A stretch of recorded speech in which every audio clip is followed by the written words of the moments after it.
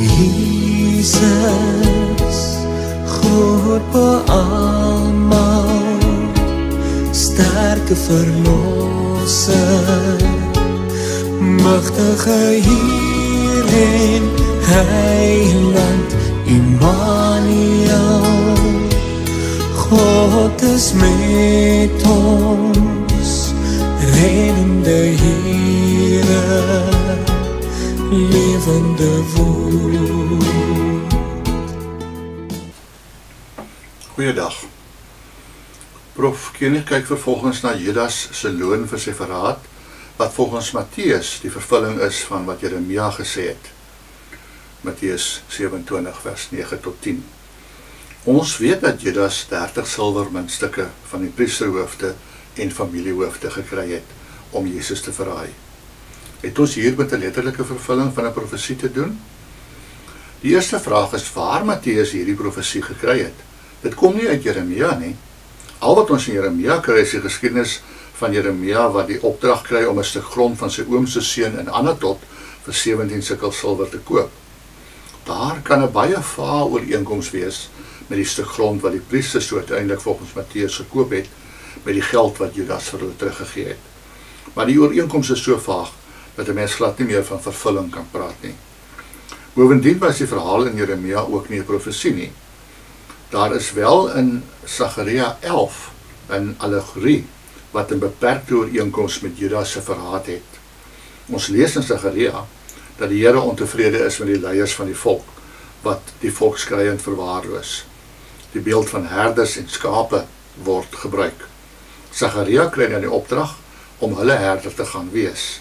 Hy pas hulle dan 'n maand lank op, maar dan versuur die verhouding tussen hom en hulle. Hy vra dan die kleinveehandelaars om hom vir sy werk te betaal en hulle gee hom 30 stukke silwer. Die feit dat dit 'n kosbare loon genoem word, is sarkasme, want dit is vernederend min. Die Here beveel hom dan om die loon vir die pottebakker in die tempel te gooi. Dit is die verhaal in Sagaria. Matteus haal nou uit hierdie allegorie 2 verse aan, vers 12 en 13, en noem Judas se reaksie 'n vervulling hiervan. Tussen die twee is inderdaad beperkte ooreenkomste. In beide is sprake van geld wat betaal word vir dienste, 30 silwermuntstukke. Die geld word weggegee, die tempel en 'n pottebakker is betrokke. Maar hier eindig die beperkte ooreenkomste. Die verskille is egter enorm. Sagaria 11 is nie 'n profesie nie, maar Matteus interpreteer dit weer eens as een. Ons het nou gesien dat dit herhaaldelik so gebeur. In Sagaria ontvang die profeet die geld vir eerlike werk en Matteus ontvang Judas dit vir verraad. In Sagaria betaal die kleinveehandelaars die profeet en Matteus betaal die priesters die verraaier. In Sagaria gooi die profeet die geld vir die pottebakker en Matteus gooi Judas dit vir die priesters en hulle koop die grond van die pottebakker. En in Jeremia koop die profeet die grond van sy oom se seun. Hoe kan Matteus skryf dat Jeremia of dan Sagaria in die verraad van Judas vervul is? Ons het nou al meer sulke voorbeelde gehad. Solank daar net 'n punt van ooreenkoms is, hoe vaag ook al, sien Matteus dit as 'n vervulling van 'n profesie, selfs al is dit oorspronklik nie 'n profesie nie.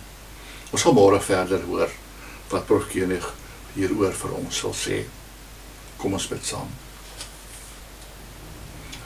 Hemelse Vader, dit is vir ons baie duidelik dat die vroeë gelowiges, Jesus se disippels onder andere, vasgeglo het dat hy werklik die Messias is waarvan in die Ou Testament gepraat word.